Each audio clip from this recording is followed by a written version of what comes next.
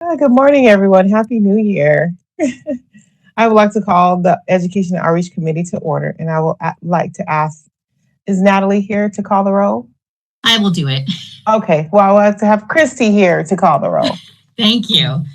We've had a few technical storm-related issues this morning. So, okay, the roll for our Education and Outreach Committee is Tanya Fairley. Present. Megan Ellis. Present. Reese Isbell. I'm here. It's also Reese, not Renee. I did not call you Renee. My apologies. It's all right. It's just listed there. I just saw that, Reese. Oh, did not see that. Sorry, Reese. Yolanda Jimenez. Yes, I'm here. Thank you. All right, I will turn it back over to you, Tanya, for continuing. All right. Item number 2 on the agenda, discussion and possible approval of the October 20th committee meeting minutes. We want to approve our minutes from our last meeting on October the 10th. Do I have a motion to approve? Yes. Move to approve. With the motion on the second, can we, do we have a second? Sorry. Seconded. All right, with the motion on and a second, can we open this item up for public comment? And we are turning on the WebEx Q&A feature to facilitate public comment. If you'd like to make a comment on the minutes, you can raise your hand by clicking on the hand icon, or you can look for the question mark icon in the lower right corner of your WebEx screen, and in the text box there, type comment and click send. Each person will have 2 minutes to comment with a 15-second warning.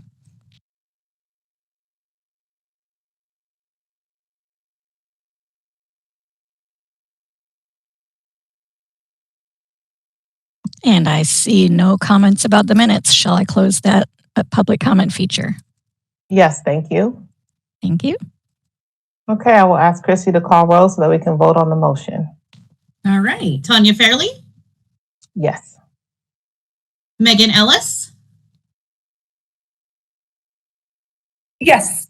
Excuse me, Reese Isbell. Yes. Yolanda Jimenez. Yes. All right, that motion passes. Thank you. All right, for our next item, I will ask our executive officer to provide us an update. All right, so we're missing Derek today, who was a champion on this next item. So we will talk about text messaging to licensees. So we've done some research, and in your packet, we've provided some reasons we just wanted to provide the committee with several different talking points for this discussion. So we've given reasons for text messages and reasons against text messages. And then we've also provided some pros and cons.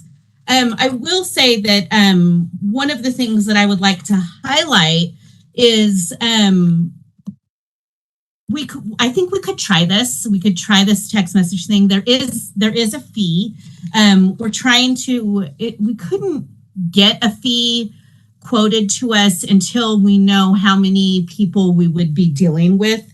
We found that another board had tried this once before, and they spent about $500 for 12,000 text messages. So obviously our numbers would be much higher than that, considering our population. But I would like the committee to discuss today, we have been pretty successful with our email outreach, and we're also going to be discussing how to gain more email addresses for the board to communicate with our licensees. And so one of the things that we are concerned about is our text. If we are doing text messaging and email addresses, are we only reaching the same people, or is there an ability to reach more than that with text messaging? I can tell you that with our emails, we have had some backlash. We have had some complaints come in that people are unhappy with us for sending them emails. So we have to take that into consideration as well, that if we are now increasing both our emails and our text messaging, are our staff going to be put in a position to have to get more negative feedback coming back from our licensees. We didn't think that would happen, but unfortunately it is happening. People telling us to stop emailing them. Can you share, Chrissy, can you share with us, what do you mean by negative response on an email? I'm a little confused here. People responding to our mass emails telling us to knock it off, to do a better job with X, Y, and Z instead of emailing them. What did they expect you to do? Mail it in snail mail? No, our text message. So we've been sending out emails, just kind of like tips and information, and it's just it's a large population, so some people just don't want them, and they just have. So this isn't mandatory stuff that they're receiving that they're concerned with. Okay. No. The only I think that goes back to around texting. I'm sorry. Go ahead, Reese. I'm sorry. Isn't that the discussion around texting option? Is that it would be around mandatory issues? It can be. Keeping in mind that the only thing we're required to do is if a health and safety regulation changes, we're required to tell all of our licensees that would be impacted. So that's a requirement. We would do that by the mail because we want to make sure that we're including that information to all of our licensees. And we could do that as well by email or text message. But we're also required to notify people on our interested parties list. So we have to maintain an interested parties list. And that's elective for people. And that we have to send any agenda for our meeting to the interested parties. So not only do we have to post that agenda 10 days in advance of our meetings, but we're required to send it to our interested parties list, which is pretty extensive. And that is separate from our email list. So the interested parties, there are things that we're required to send them, our agenda notices, we're required to send to the interested parties, but we're not required to send that to all of our licensees. They have to actually opt in to our interested parties list. So we could have an opt-in text message, and we could certainly try it. We could try it and see where it goes, and see what kind of feedback we get on a text message. We just wanted the committee to know what's happening now and some of the concerns that we have in moving forward to a text message. Do we have, at the end of our emails, do we have an unsubscribe option? I'm going to have to ask staff that are online to see if we know that. I'm not aware if we have an unsubscribe option. Yes, there is a button at the Yes, there is. Well, I get stuff I don't always want all the time, and if I want to unsubscribe, I unsubscribe. If people are concerned that they're getting messages they don't like, they can unsubscribe. I don't like the idea that we're not communicating because a few people are upset. And also on the text messaging too, most companies have an opt-out. Like if you want to opt out of this text message, press Y, and then once you press that one little button, it sends them back something that says you have been opted out. So, right. Thank you. So again, the committee can ask that we move forward. I don't feel like it needs to go to the board. Sabina can jump in if she thinks, but I feel like the committee could ask staff to move forward with this. You mean for the staff to continue to do a little bit more work on the actual details of pursuing this? Well, the first thing we'd have to do, and Allison, correct me if I'm wrong, but we would need to somehow figure out who's interested. And that would give us the number. Yes, you'd need, everybody would have to opt in for such a program. Because we don't require phone numbers. Well, Yes. So we have a phone number field in Breeze, but we don't necessarily know that that's a cell phone number or a landline. So we would have to contact licensees, and maybe that's the first step we could do is by email. We could send a notice out and post on our website as well.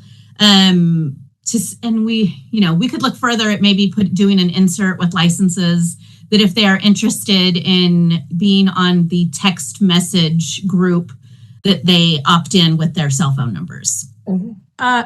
Yeah, absolutely. However, the direction would actually have to come from the board to be, Okay. We're still at the committee level here, just discussing and reviewing the pros and cons and costs associated and all that kind of stuff. So it would still need to go to the board for full direction. Okay.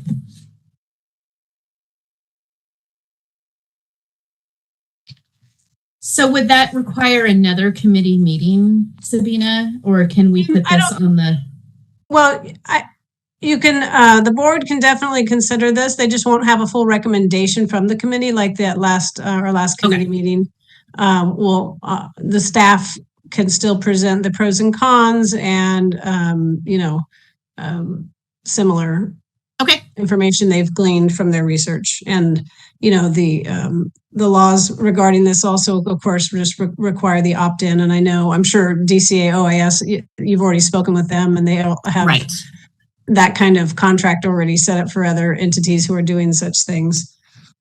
Can we do a recommendation? Well, I know this is agendized as a review and discussion. Okay. So then we can't. I think, though, that in our discussion, you can make your recommendation known. Well, you don't have a recommendation because you didn't have a motion technically, but you can. We haven't left the discussion. You can report to the board the discussion and the materials the staff can present to the full board, and you can because there will be a committee report as well. Okay. What do you all think?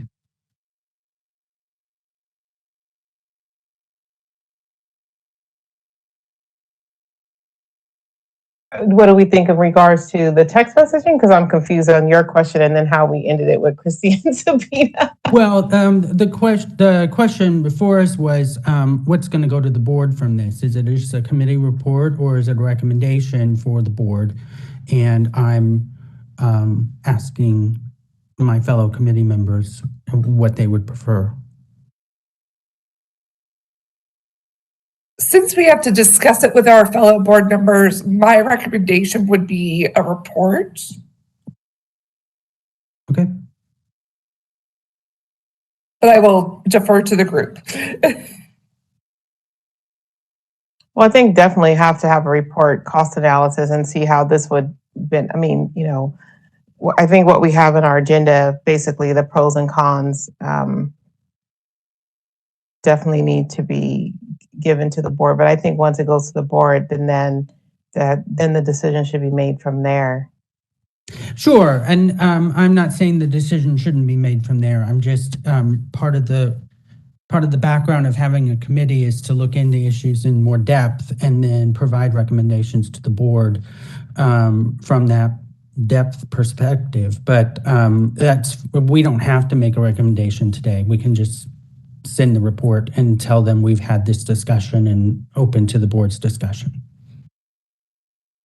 And staff will continue working on this as well, and we'll continue. We had hoped to have better costs by the time this meeting came.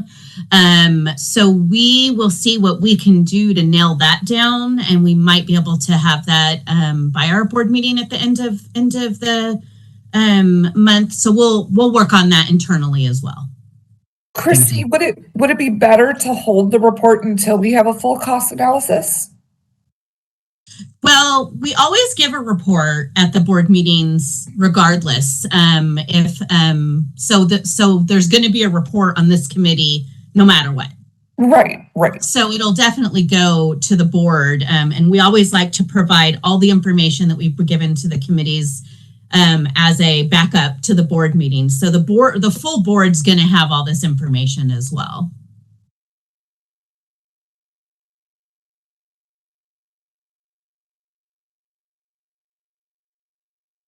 If there's no further committee discussion, then I would recommend we open it for public comment. Yes, I will now ask the moderator to open up for public comment on this agenda item. Certainly. And we're opening up the Q&A feature of WebEx to facilitate public comment. You can look for the question mark icon in the lower right corner of your computer screen, or you may raise your hand by clicking on the hand icon. And we do have one request for comment from Wendy Cochran. Wendy, I'm going to send you a request to unmute yourself, and you'll have 2 minutes to speak. Hi there. As a licensed esthetician and as a leader of this group of a lot of people, I feel like people still lean on the trope of the regulations change all the time. And that just means that they've never really understood or read them in the first place. So I'm not understanding what the purpose of this texting is. And whether it's really worth your time to have a text campaign over things that could be easily addressed in an opt-in form. Obviously, your texting would have to be opt-in as well. And what you're really trying to accomplish with this. If the regulations updates are really critical, then yes, you have to advise us as licensees if it impacts us. But also, how is the BBC going to address licensees trying to get their answers from you all on the board and from the BBC, and engage and seek answers via text? There's really no plan for that, because if somebody sees something they don't like, they're going to try and respond back. And I feel it's going to go into the ether and have no response. So it's just kind of like we're getting notified that it's safe sandal season again. And, thanks for using my data. So I'm not sure exactly what the goal is of this texting campaign.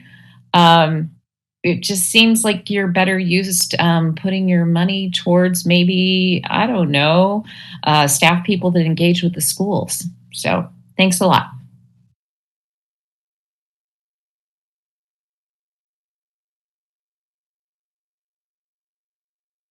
And let's see, are there any other requests for comment?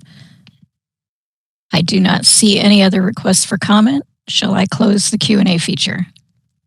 Yes, thank you. You're welcome. Okay, moving to item number 4, a review of the board's website. I will turn it back over to Christy for an update. All right. So this is just an update we wanted to provide this committee. We have talked in the past about trying to make our website more user-friendly and easily accessible. So we provided some information in your packets. We pulled some data off of our website, and we found the top 10 web pages on our homepage that are visited. So we've listed those there. And then we also found the top 10 word or phrases that were searched. So we found that there's some work we can do to make our website better. So we are currently working, we don't maintain our own website. We get that assistance from the Department of Consumer Affairs for that. So we're currently working with them to kind of create a popular page section so that visitors don't have to scroll as much, so that hopefully they can find more of that information right up front. And so we've listed some bullet points on page 2 of the memo on what we're going to be doing to kind of bring to light some of the issues that we see where people are searching, but maybe having to scroll too much to find the answers right from our website.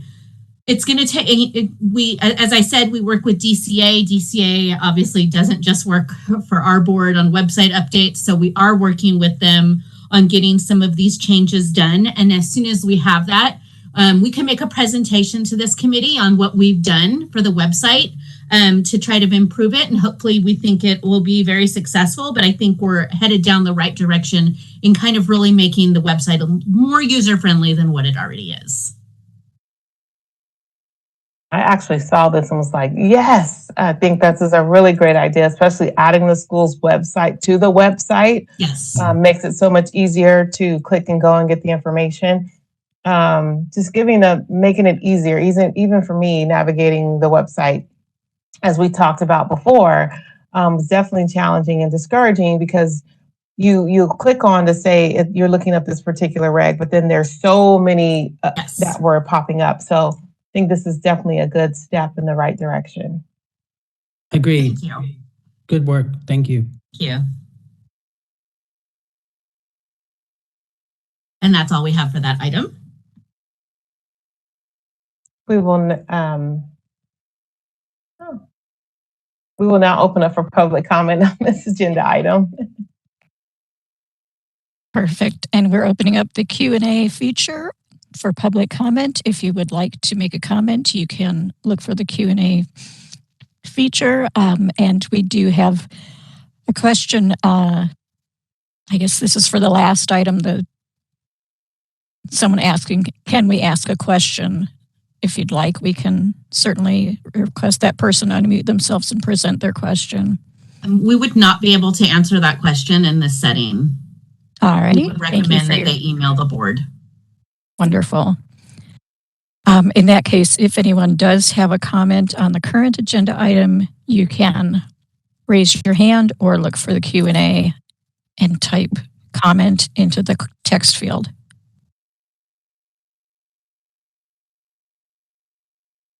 And I do not see any requests for comment. Shall I close the public comment feature? Yes, please. Thank you. Okay, item 5 is a discussion on requiring emails and phone numbers. I will ask Christy to provide us with some background. All right, so we talked about this at our last meeting, and we staff did some research from other boards and bureaus within the Department of Consumer Affairs to see who actually requires this. And it was interesting what we found. The Bureau of Automotive Repair had a new statute that requires this information. We've provided that in your packet. The Board of Behavioral Science requires it, and the Board of Psychology is doing did regulations on this to require it. And the way most are handling this is if you have it, then it's required.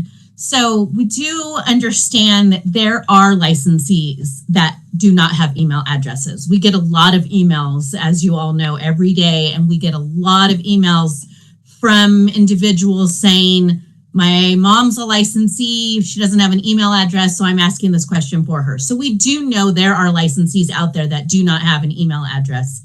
But so we could, should the committee choose to do this, they can make a recommendation to the board and I believe we could do this by regulation, and that recommendation could be that the staff create a regulatory language. This would, of course, be the committee's recommendation to the board to require an email address and a phone number if the individual has an email address and a phone number. And that's kind of worded in some of these examples that other boards are already doing. So I think we would be able to do that fairly easily.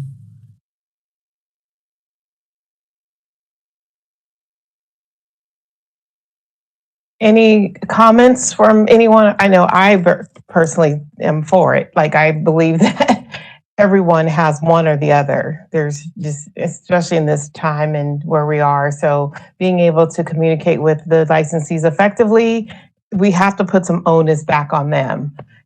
They can't get the communication if we don't have proper ways to communicate with them, and requiring one or the other. I definitely would agree to bring this to the board.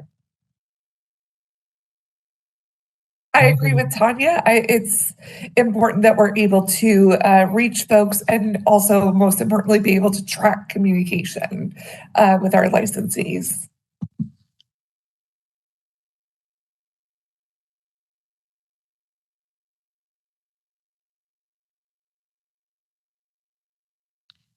Any So on other this comments from item, any- sorry, Tanya. On this item, I just wanted to clarify that we would want a motion to move forward with to the board to recommend regulatory language be established to require an email and a phone number.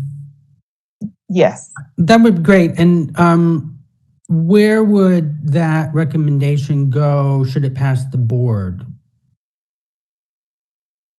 It would go back to the board would then vote on it. Mm-hmm. So if the board approves the recommendation, then staff would develop those regulations and bring it back to the board. Okay, to the board, it wouldn't go through legislative committee?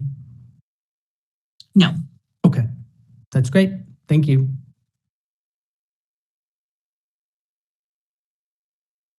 Okay, I will now ask if any of the committee members have any other questions on this item. No? Okay. I will now ask the moderator to open. Actually, before we do that, we would need an actual motion in a second. All righty then. Motion to move forward to the board? Second. The motion would be to recommend to the full board that the regulatory change regarding requiring licensees to disclose their email address and or phone number. Motion to recommend that we require licensees to disclose their email addresses and phone numbers to put forward to the board. Second. Okay. Now that we have that motion done and second, I would like to open up for public comment on this agenda item. Certainly, and we've opened up the Q&A feature of WebEx to facilitate public comment. If anyone has a comment on the motion, you can look for the question mark icon in the lower right corner of your computer screen, or you can raise your hand. And it does look like we have a raised hand. Just to let you know, you will have 2 minutes to speak with a 15-second warning. And I'm going to send Fred Jones a request to unmute yourself, and you'll have 2 minutes. You're unmuted. Go ahead, Fred.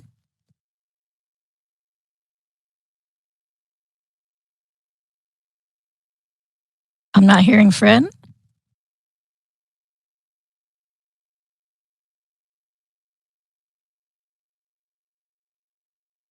Okay, Fred, I'm going to advise that you use the Q&A feature, which is behind the 3-dotted options, and possibly type your comment at that point, since your audio does not seem to be working. All right, and our next request for comment comes from Wendy Cochran. Wendy, I'm going to send you a request to unmute.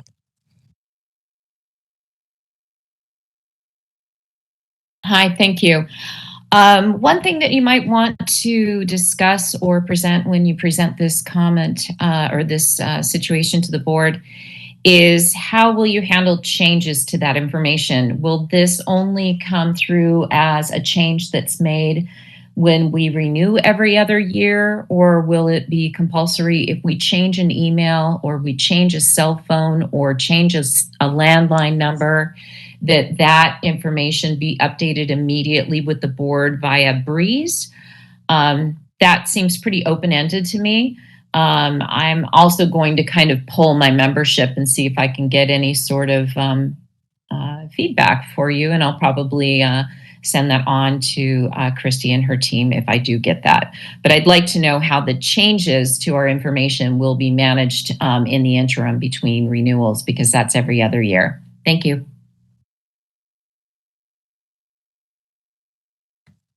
And this is the moderator. I'd like to touch base again with Fred Jones. I'm sending you a request to unmute your microphone. And you're unmuted, Fred.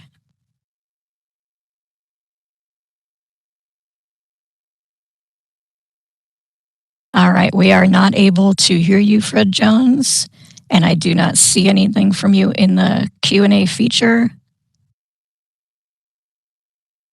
I believe we're going to need to skip over that request for comment.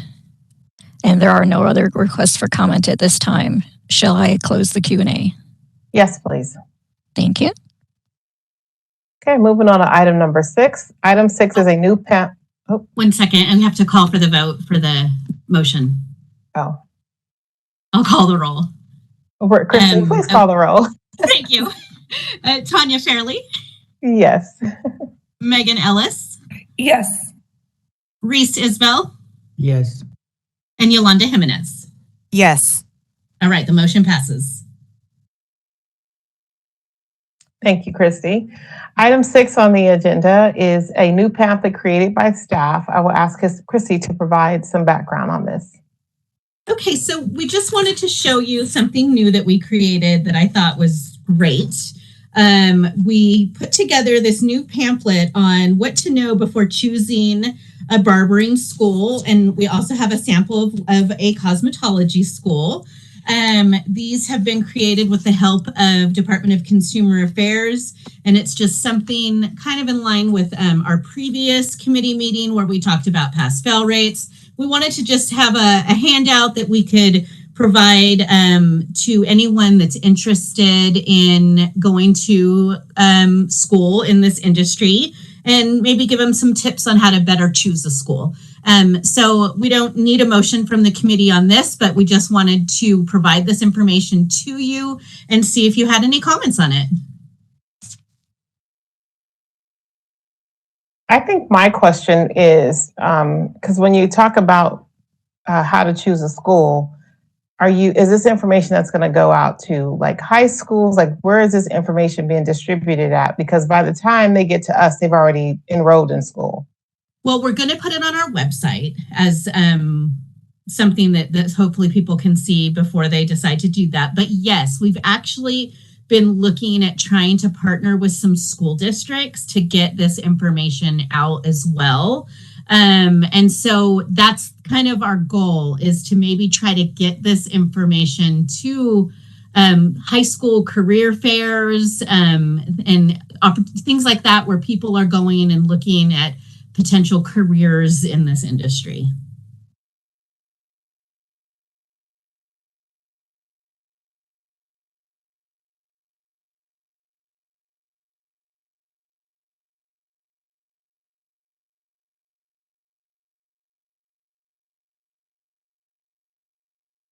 On that note, each of these public school districts should have a college and career person dedicated at their district office that those can go to, and then they can disseminate to your high school campuses. Awesome.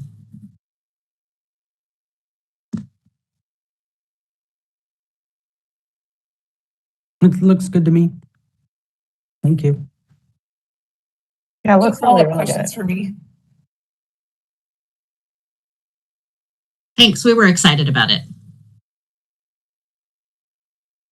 If there's no other comments from the committee, I would like to take this time to open up for public comment.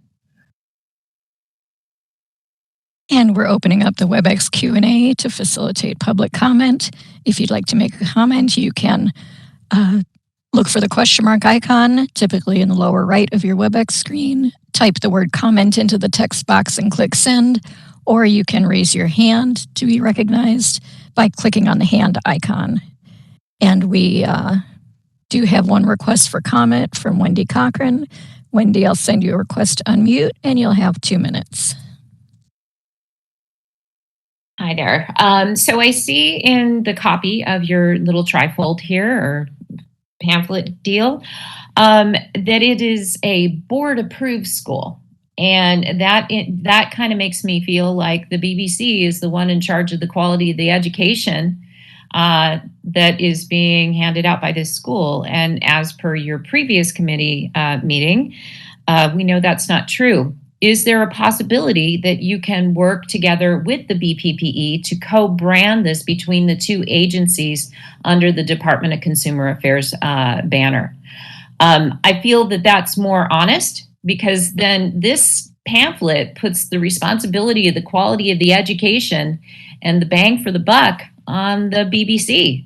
And you guys really can't effectively change any of that. So I feel that the BPPE should be more forward in this information, and that all the responsibility of the schools and the quality of the education not be put on the BBC. Thank you. And I do not see any other requests for comment at this time. Shall I close the Q&A feature? Yes, please.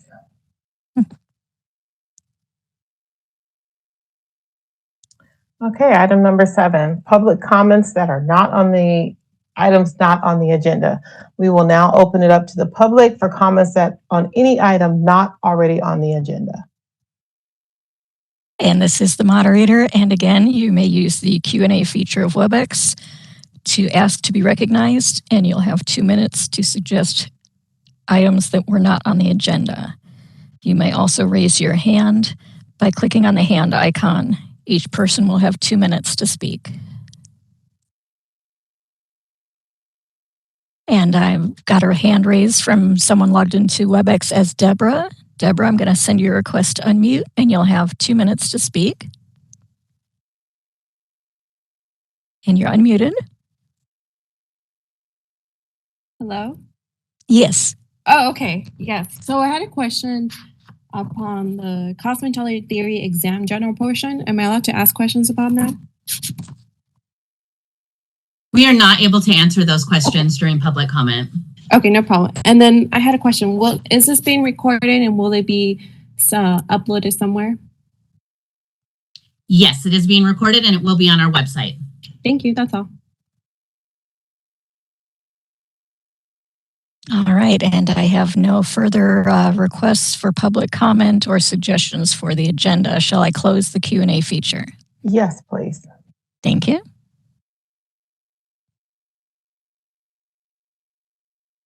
Okay, our last item is if there are any future agenda items that the committee members would like to have discussed or for the next meeting.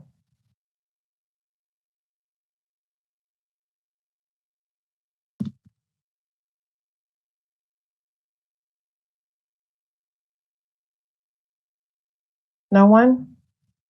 None for me. Okay. I would like to open up for public comment on this agenda item. If you have any suggestions for any future agenda items only. And this is the moderator, and we've opened up the Q&A again for suggestions for future agenda items. You can look for the question mark icon, type the word comment in that text box and click send, or you can raise your hand by clicking on the hand icon.